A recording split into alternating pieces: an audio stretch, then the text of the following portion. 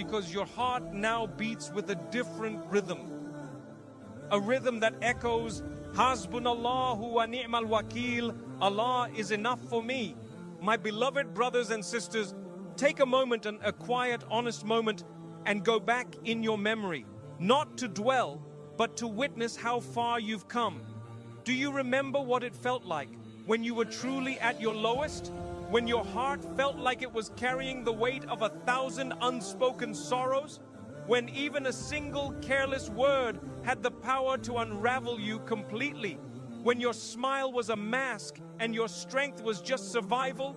You would hear their name and suddenly your chest would tighten, you'd see an old photo and your eyes would well with tears before you could even blink. You'd walk into a place, hear a phrase or recall a date, and just like that, your heart would spiral back into pain. Not because you were weak, but because you had felt everything so deeply. You had loved sincerely, hoped wholeheartedly, trusted fully. And when that trust was broken, when that love was betrayed, when that hope was shattered, it shook you to your core. That heartbreak, it was big, it wasn't small. That betrayal, it wasn't a passing sting. That trauma, it didn't just affect your emotions. It rewired how you saw the world, how you trusted people, how you approached life.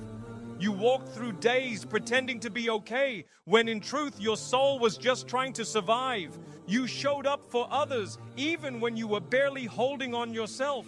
And in the stillness of night, when the world slept, you cried to Allah in whispers only He heard.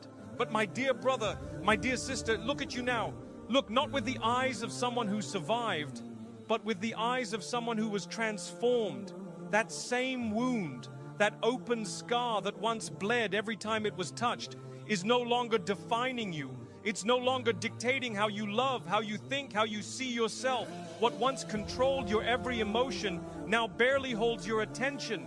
That person whose words once echoed in your mind now holds no claim to your heart. And let me tell you why. It wasn't time that healed you. It wasn't distraction. It wasn't simply moving on. It was Allah. It was His mercy, His healing, His divine touch.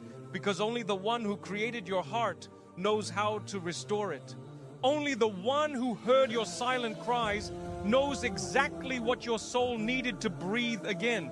Only the one who saw you collapse in sujood could gently raise you, one prayer at a time. He didn't just help you forget, He helped you rise. He didn't erase your past, He gave you peace with it. He didn't remove the memory, He removed the weight it once carried. And that is a miracle in itself. So when you look in the mirror today, when you reflect on how far you've come, don't just say, I got through it. Say, Allah carried me through it.